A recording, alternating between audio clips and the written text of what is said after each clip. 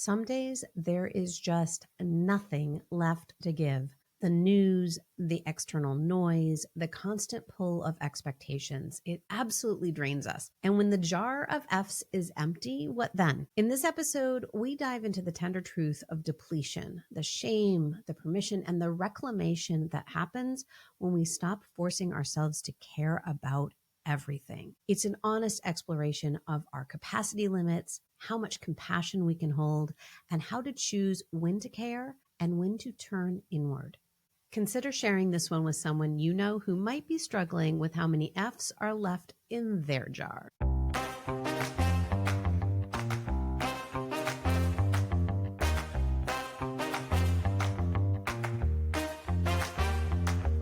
Hi there. Welcome to the Empowered and Embodied Show. I'm Kim Romain. And I'm Louise Neal. We're two transformational coaches who are also fellow travelers on the path of growth and self-discovery.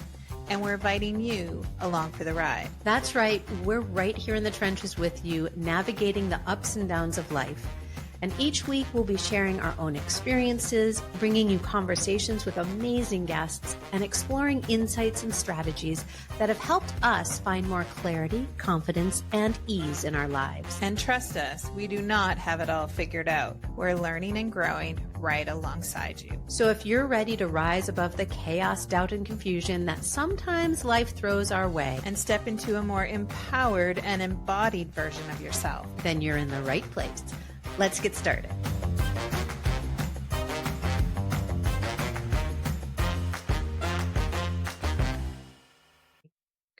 Well, hello to those who are listening to us live, and hello to those who are catching us on the replay and on the Repurpose podcast and all the good stuff. Mm-hmm. Louise, how are you doing today? I'm doing all right. Yep. I got my booster yesterday. Did you? Yeah, my COVID and my flu booster. We're going on Saturday to do that. Yeah.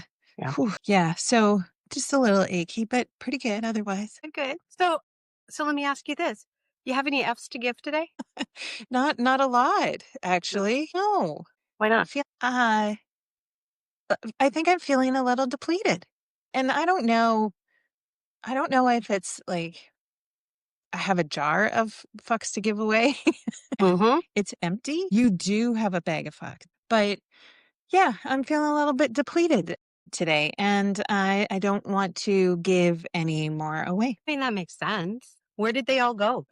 That's a good question. Well, some of them go to the news, like to the world, like Mhm. world events, Mhm. get some of them. Some of my close friends get some of them. I get a few of them, I think. Well, that's good. I hope you give a fuck about yourself. Right? Like occasionally I'm intentional about it. Yeah. And I think also too, like my clients, the work that I do, that's really important to me. And so I really do care about that kind of stuff that I'm putting out into the world, like this kind of stuff, right? This content. I care about that. But it feels like today, and maybe it's a little COVID booster hangover, but it does feel like I'm a little depleted, and then I just don't want to give any more away unintentionally, because that happens, right? Like there's intentional giveaways, and then there's unintentional, like when things steal my time and attention and my care, and I don't like it when I'm skewed over that way. Sure. You use the word intentional. What causes us to be, this is like an interview session. Because I fall on, it was funny because as we started, I was like, where am I on that scale today? Do I have any left? Do I not have any left? I'm squarely in the middle. I think I do have, I have plenty left, as I was seeing things from the place where I just lived for 21 years being literally under siege, and people being abducted from front lawns and feeling all the feels, right? And having a lot of fucks to give about that. Like I care a lot. And then there's a whole lot else that I just don't care as much about. Like I see people posting other things out in the world, and I'm like, I just don't care about that. And I see, like I was in a business mastermind a little earlier today, and great group of people, really enjoy the people in it, love the people who are running it, all of that. And I was sitting there listening to them. I was like, wow, I really wish I cared about what you were saying. And of course, I felt like an asshole in that moment, but it was like, I really, really wish that the problems that you're focused on were something in this moment I could care about. Not that you shouldn't care about it. Like, this was what they were dealing with. And so absolutely, I get why it was important to them. I didn't have any more to give to them. So it's that, and it's interesting because I wouldn't say I feel depleted. I feel activated. Do you ever run out? Do you ever, do you ever run out right? Like of that, caring energy? Do you ever run out of it? I mean, yeah, there have been times in my life where I did. I mean, I've dealt with severe chronic depression, and I didn't have any to give. I didn't have any caring to give to anybody, let alone myself. The last time I dealt with that, well, that would have been a little over 20 years ago. Thankfully, that was the last time that I dealt with it. I know people who deal with it ongoing, and I don't ever want to get to the place where I don't have any care left. Like, I was so dissociated from myself, so disconnected from myself, from the things that I do care about and that I want to engage with in the world and in my lifetime. So yeah, I think, and I think because of dealing with it that way, I'm thinking of it that way, I always care about something. If nothing else, I care about myself enough to say there's something wrong. And so I still care. Yeah. Yeah. And this happened to me not that long ago, and it happens to clients that I talk to too, especially in midlife going through perimenopause, is there's sometimes is like this disconnection, like this inability to plug in like we used to. Like the world just becomes kind of muted in color, and there's not that kind of connection and energy that maybe we used to have. It's hopefully temporary, right? It's part of the transition, hopefully. And yet I remember how that felt. And I wouldn't call it like depression necessarily, but I would call it like disconnection and just really being unable to plug into the things that I used to care about in that way, like with that magnitude. Right. Or with that amount of energy. And it became a little bit more like, I need to withdraw a little bit. I need to, protect myself. And that's what I find a lot with world events right now too, is that I deeply care about like the people, and yet I can't consume my information on the news when it's like, being thrown at me. I feel like I'm being yelled at sometimes when I see those things. And so I do need to kind of be more intentional about where I'm putting my energy and what I am caring about. And sometimes I do feel like it's okay to not care for a short period of time, to kind of just regroup and cocoon sometimes and get ready for whatever's coming next. Well, it's so interesting because that was what you just said was the impetus for this conversation today. Yeah. Was you were saying it, right? Can we just talk about when it's okay to not care? And the way you said it now, so when you first said that, I was like, no, but I was also in the midst of deeply feeling something. Not odd. I deeply feel things a lot of the time. Right. But yes, we absolutely, to give ourselves the grace and the space to say, I can't care about that right now. And to me, it's not that I don't care about anything, because that's what I was saying, where I deeply care about myself when I say I can't care about that, because it's outside of me. There's, in this moment, nothing I can do to affect it. The only thing I can do is to care about myself. And in that moment, to care enough to shut everything else down. Right. Yeah. You use the word deeply care. I wouldn't say I deeply care, but I do care enough to know that when I'm depleted, that I need to find a way to kind of, I don't know, go around and collect more fucks so that, right. Like I need that time. I need that space, and I need the ability to like just disconnect from all of the noise of, right, of the world, but also like closer noise, right? Like you and I were talking about kiddos, right? Like sometimes like I need to disconnect a little bit from my 20-year-old son, who there's just moments where, right, I do need that. And yet a lot of times shame comes with that too, right? To say, well, I should be plugged in. or I should be caring deeply, or I should be like I should be, or if I cared enough, right, I could make a difference. And there's shame that gets packaged in with that as well. And then it's even more depleting because now I'm fighting shame and I'm trying to be in a space where I just can't actually be in service at all to anyone. And it takes some time and maybe some therapy to disconnect from that shame. It does. Yeah. No, I had that conversation this morning with a client of mine. She has some amazing opportunities that are actually taking her away from her family, and she's traveling a lot more. And she has two, not little kids, but she has two younger children. And this fear that she said, it was interesting because when I asked her, I said, "Is it that you are afraid of missing out on what's going on with the kids, or is it guilt?" And she said, "It's guilt. It's guilt that I want to go do something for myself." And like, here we are. And this is an intelligent, like, this is a woman who has had the opportunities to go do lots of things in her life, right? On paper, very successful. And in her life, very successful, feels very successful. And also is very challenged with this fact of this should, right? I feel guilty that it's not that I don't care about my kiddos. It's that in this moment, I care more about this other thing. And Yeah. we talked about this place of acceptance, right? This, when we work through our levels of consciousness as we're evolving towards higher consciousness, acceptance is a huge key to that because it look the world is fucked up. Our lives can feel fucked up from time to time. And for us to shut ourselves down and should on ourselves or say that, right, this is wrong that I feel this way, isn't accepting the facts of our lives. The facts are what the facts are. And this is not cognitive behavioral therapy. This is not putting glitter on poop. This is not toxic bypassing. This is acceptance. This is accepting that sometimes it sucks and I still want to do what I want to do.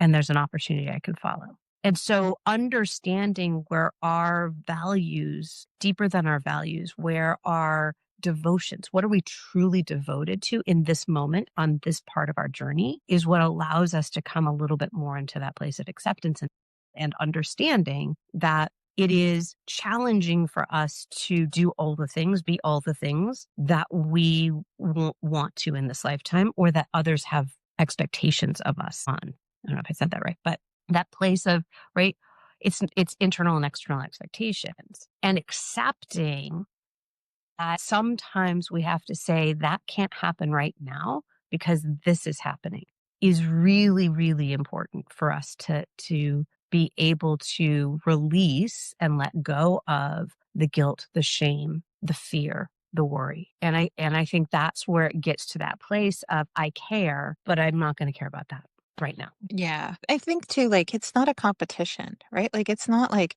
our devotion or the amount that we care. Like, it's not like I care more about this than that. Like, I think we get caught in that mislabeling of like how much I care for something. It's care is infinite, right? And so we can still hold all of those things. We can still like love our career choices and our kiddos at the same time. It's not like, right? It's not, yeah, it's not a competition. It's that if we're filling our own need, it's endless, right? Like if we're really we're following our values and we're following what really makes sense to us, then all of that works out, right? Somebody's going to be deprived or lacking in care if we're focusing on one thing right now. Well, I think that's true, except that we do live in a world in which society has a lot to say about us. Not that we have to follow it, but society has a lot to say about us and about what is expected of us. So as moms, you and I are both moms. As moms, it's expected that we care about our kids and likely we will put our kids first. That's an expectation we were told and taught and conditioned towards. It's not necessarily one we always lived up to, nor does it always look the way that somebody else may have thought it should look, right? I can care very deeply about my daughter and say, you got to go figure this out on your own because that's my parenting style. And I did not read that in a book. It was me understanding my energy, me understanding her energy and giving her space to explore what that is at this point in her journey. Right. Clearly I wouldn't do that when she was, 2, but I did. Actually, I did. Yeah. And that's for us. And that's a lesson for us too, right? Is that, sometimes I think we do need to, much like we parent our children, we need to parent ourselves in the same way too. Yeah. And that sometimes is a letting go of something, or letting go of an expectation that we've been carrying, or letting go of a story that we've been carrying, so that we can kind of reparent ourselves and be able to trust in the fact that we do actually know what the heck we're doing. So yeah. Reparenting is such a cool concept and a cool practice, because it's not, some of us had great parents, some of us had horrible parents, most of us had things in between, right? Just like with everything, the world is not a binary. It's not just good, bad, And this place of, how would I want to be treated in this moment? How would my little self that is acting up right now, what does that little person inside of me still need? Because we're still the same person, even though we've evolved, even though we've grown, even though we've developed, we're still that same person. And we carried so much of that forward with us that it's a disservice to our own humanity to ignore that part of ourselves. And so allowing ourselves to reconnect with it in a way that we would parent, not to replace our parents, but how we would do it, gives us an exploration and a contemplation on something that takes our experience into it, right? That's, again, it's not what's coming in from us. This is not the societal stuff. It's internal. Yeah. And I think that's a little bit of where this conversation kind of birthed from was, sometimes I do feel like I'm pitching a tantrum a little bit, just to say, like, I don't fucking care. And that's okay. It's not okay when I want to care and I don't, right? For an extended period of time. It's about paying attention to those kinds of things. But I do feel, at least for myself, that occasionally it's okay not to care in that way, like in a deeply connected way, because I am looking after myself, or I'm figuring myself out, right? Maybe I'm pitching a tantrum, damn it. And I just need to, right? Yeah. Like, get it out and let it go, and then see what's on the other side of it. It's just never okay to get stuck there, right? Yeah. I mean, well, I think it is okay to get stuck there if at some point we are released from there, because we're humans. We do get stuck. And so there's and I'm thinking very personally about when I was dealing with the episodes of chronic depression. I was what you would call stuck. And it was okay that I was stuck, because I needed that time, that space to go through that. I received help. I received support to move through it at my own pace. But I was absolutely what I would identify as stuck. But I think that, right, where you were talking about it's okay not to care, what came through for me is, because we use the word deeply. Like, I said deeply, and then you were like, I'm maybe not deeply. But I think it's this is, again, it's all a spectrum. It's like, it's not either no fucks or all fucks. It's like, there's a spectrum, and it's you can still have them, and maybe there's just a few, and maybe it's not deep. Maybe that's what your capacity is in that moment. And I know when I was going through my depressive episodes, it was very shallow. Like, I did not care deeply, or maybe I cared too deeply. I don't know what it was, but it was like, there was a different depth there than what I'm experiencing now. And it was also, for sure, it was a different breath. Like, I could not care beyond myself. The only thing I could do is say, right, like, did I brush my teeth today? Did I take a shower today? And that's where I was. And that was me caring for myself, was thinking about those things, not even always doing those things. And so I in this conversation, just want to honor that, right? Like, because we're all in different places. And so it may seem that somebody is stuck and they're just working at their own pace. And so, right, I think that yeah, I've said enough about that. Well, I think it comes back to intention, right? Intentionality and awareness is really, right? Is, where are we intentionally? Are we giving our energy away to things that are robbing it? Or are we giving our energy away intentionally to those things that we deeply care about? And to be aware of how full you feel, of how bright you feel, like all of those things, and to seek care for yourself, whatever that looks like, right? Let's not define it, but again, it Right. comes with it comes with a self-awareness and some intentionality. Yeah. That word awareness is so key to all of our conversations, right? Because when we set out to start this podcast and came up with the words empowered and embodied, it was all about awareness, right? It's having the awareness of how much power are you experiencing, right? How much quote unquote control do you Yeah. feel in your own life? How much? Yeah. What is that? And then and what is the awareness of what your body, what the wisdom of your body is sharing with you? Because I know, and I know we've talked about this many, many times, is that was the catalyst of change for me, was connecting with my body. And it was slowly over time of like, how can I be in connection with my body? What information did I wouldn't have said wisdom back then. What information, what data would it have for me in any given moment so that I could make different decisions? And those different decisions were like, oh, can I look at the news today? Can I have that conversation today? Can I, like, all of these things that really gets in, the awareness allows us to understand capacity. The capacity allows us to understand how we care for ourselves. So it's like this nice little circle, this little circuit that works. Yeah. Yeah. It does work. Yeah. Where are your fucks going today? Definitely still in Evanston and Skokie, in Illinois, Chicagoland area. Obviously throughout the United States, very much so targeted on that, where I called home for 21 years, and the people that I know that are simultaneously putting their bodies in potentially harm's way and protecting so many others while doing that and coming together as a community. Lots of fucks there. Lots of them going for, I'm starting a cohort today.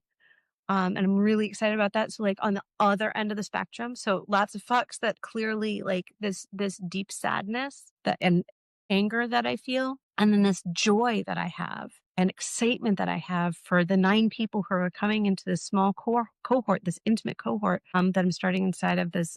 I called it the manifestation studio, and it's just so beautiful to see these people coming in and getting excited about connecting with themselves and connecting with the energy of the universe in a way that can allow them to see hope, see clarity, see joy, and to start bringing those things closer into, and money. Like I know a bunch of them are coming in for money too.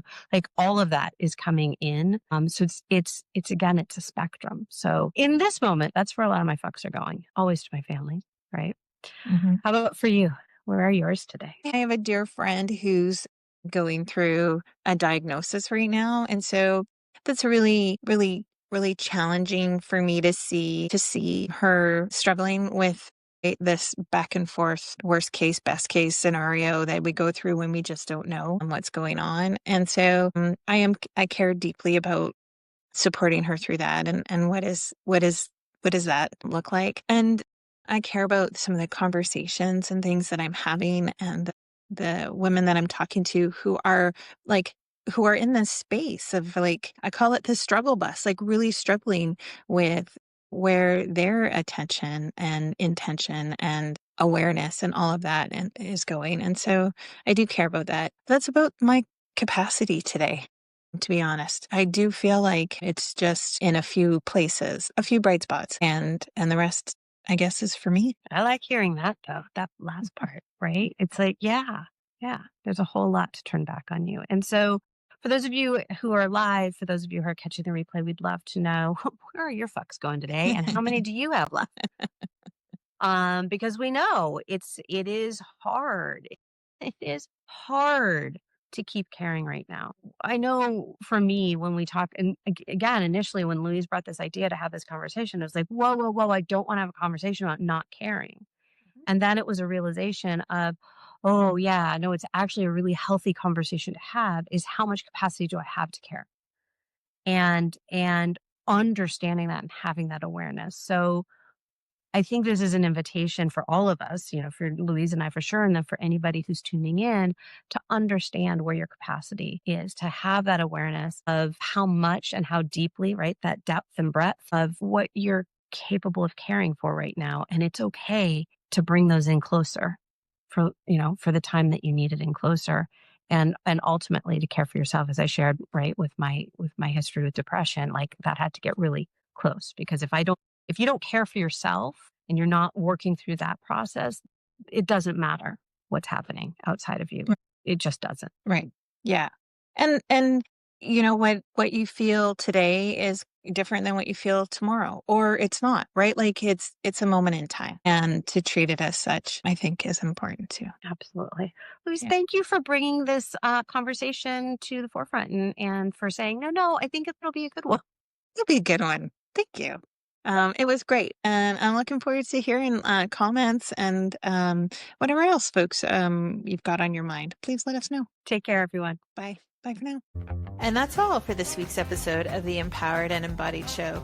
We hope today's episode has sparked something within you. Remember, we're all on this journey together. If something did resonate with you today, why not share it with a friend who might need to hear it too? You can find us everywhere you listen to podcasts. Don't forget to subscribe so you never miss an episode. And if you're feeling generous, leave a review. Your feedback not only helps others find the show, but also helps us understand what's most valuable to you. Until next time, be kind to yourself, stay curious, and remember, we're walking right alongside you. Thanks for being part of our community.